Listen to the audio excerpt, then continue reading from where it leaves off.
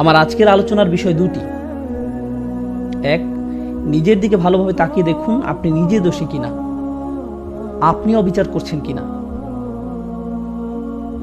দুই, নাকি আপনার উপরই কোনো অবিচার করা হচ্ছে। আপনার উপর অনেক বিষয় নির্ভর করে। যদি আপনার প্রতি অন্যায় চলতে থাকে তাহলে একসময় আপনি ভেঙে পড়বেন, নিজের দায়িত্বগুলো ঠিকমতো পালন করতে পারবেন না। সুতরাং অন্যকে খুশি করা নিয়ে দুশ্চিন্তা করবেন না। মানুষকে সন্তুষ্ট করা এমন এক গর্ত খোঁড়ার মতো যার কাজের কোনো শেষ নেই। আপনার কাজ তাই আল্লাহকে খুশি করা।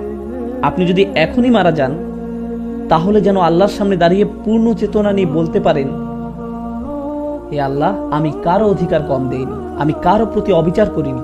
আমি জানি তারা সবাই হয়তো এমনটা মনে করে না, কিন্তু তুমি আর আমি জানি আমি কতটুকু করেছি বা করিনি।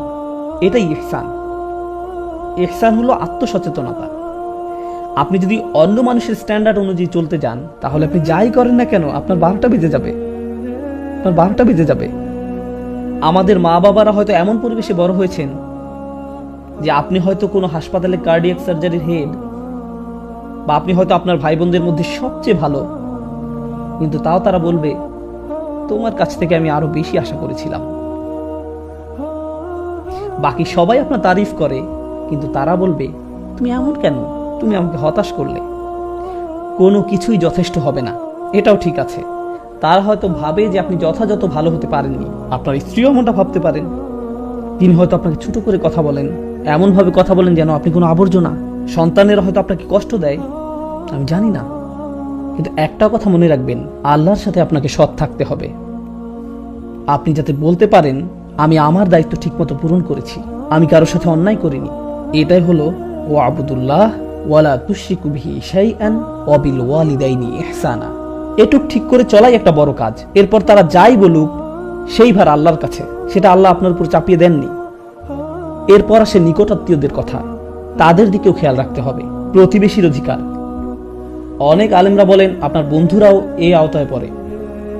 বিশেষ করে যেসব বন্ধু আপনার বাসার কাছে থাকে, তাদের কিছু প্রয়োজন কিনা সেদিকে খেয়াল রাখা। আপনি যত বেশি অন্য মানুষের দিকে খেয়াল রাখবেন আল্লাহ তত বেশি আপনার যত্ন নেবেন। এদিক থেকে ভাবলে এটা আসলে নিজের দিকেই খেয়াল রাখা। আপনি যদি নিজ থেকে এগিয়ে অন্যের খবর নেন, তাদের সাহায্য করেন, আল্লাহ তাহলে আপনাকে অনেক সমস্যা মিটিয়ে দেবেন। এমনকি যাতায়াতের ক্ষেত্রেও আপনি হয়তো ট্রেনে, প্লেনে বা বাসে কোথাও যাচ্ছেন, আর আপনার পাশে একজন বসে আছেন, হয়তো কোনো ডাক্তারের অফিস বা এয়ারপোর্টের লবিতে কারোর সাথে বসে আছেন, তাদের প্রতি ইহসান দেখান, সুন্দর ব্যবহার করুন। ইহসানের আয়াতটা আসলেই এত চমৎকার। আপনি যদি হাইওয়েতে যাতায়াত করেন তাহলে আপনার পাশে চলা গাড়ির চালক আপনার প্রতিবেশীর মতো, তাই যদি তাকে কোনো ইঙ্গিত না দিয়ে হুট করে মোড় ঘুরিয়ে নেন তাহলে সেটাও আয়াতটির অবমাননা হবে।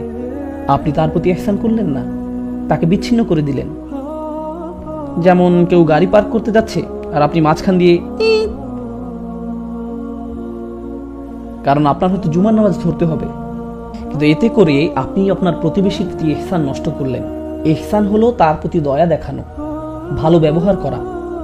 তো এই ভালো ব্যবহার দেখানোটা পরিবারের মধ্য থেকে শুরু হয়ে বাইরের দিকে বিস্তার করবে। এই আয়াতের ব্যাপারে এটা বলে আমি শেষ করতে চাই, প্রথমত আল্লাহর সাথে ন্যূনতম একটা সম্পর্ক ধরে রাখা, এরপর আসে আপনার মা বাবা, তারপর নিকটাত্মীয় আর প্রতিবেশীদের অধিকার। এটা আসলে কি বোঝায়? আপনার হৃদয়ের সাথে যেই সম্পর্কটা সবচেয়ে বেশি জড়িত সেটার গুরুত্ব সবার আগে, এরপর বাকি মানব সম্পর্কগুলো, যার মধ্যে প্রথমে আসে আপনার মা বাবা, তারপর নিকটাত্মীয়, স্ত্রী সন্তান, এরা সবাই এর অন্তর্ভুক্ত। এরপর এটা বাইরের দিকে আরো বিস্তৃত হবে। কিন্তু দুর্ভাগ্যজনকভাবে এর উল্টোটাও দেখা যায়। সমাজে আপনি কাউকে দেখতে পান যিনি অনেক ভালো, অন্যদের সাথে ভালো আচরণ করেন, সালাম বিনিময় করেন, খুবই ভালো লোক, কিন্তু যখন তিনি বাসার দরজা লাগান তারপর তিনি ফেরাউনের মতো হয়ে যান। আপনি তাকে চিনতেই পারবেন না।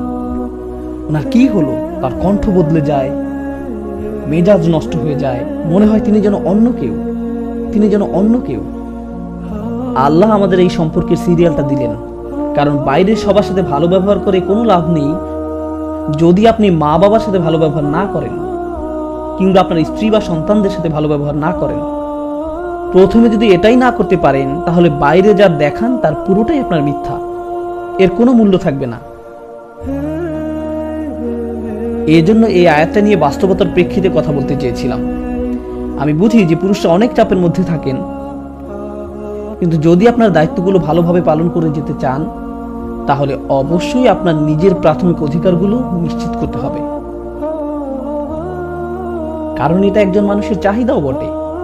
যেমন যদি আপনার সন্তান আপনাকে সম্মান না করে, ন্যূনতম সম্মানটাও না দেখায়, আপনাকে সালামও না দেয়, এটা আপনার ভিতরে চিবিয়ে খাবে, আপনি কষ্ট পাবেন, আপনি বুঝতে পারবেন না এটা আপনার অন্যান্য কাজে, অন্যদের সাথে কিভাবে কথা বলছেন তাতেও প্রভাব ফেলছে, মানসিক এবং আধ্যাত্মিকভাবেও প্রভাবিত করবে। তাই এই সম্পর্কগুলোর যত্ন নিন, অন্যের প্রতি দায়িত্ব পালনের দিকে খেয়াল রাখুন, তার পাশাপাশি নিজের অধিকারগুলো চাইতে শিখুন, কিন্তু সতর্ক থাকবেন যেন কোনো ক্ষেত্রে সীমা লঙ্ঘন না হয়ে যায়। আল্লাহ যেন আমাদেরকে ভারসাম্যপূর্ণ মানুষ বানিয়ে দেন।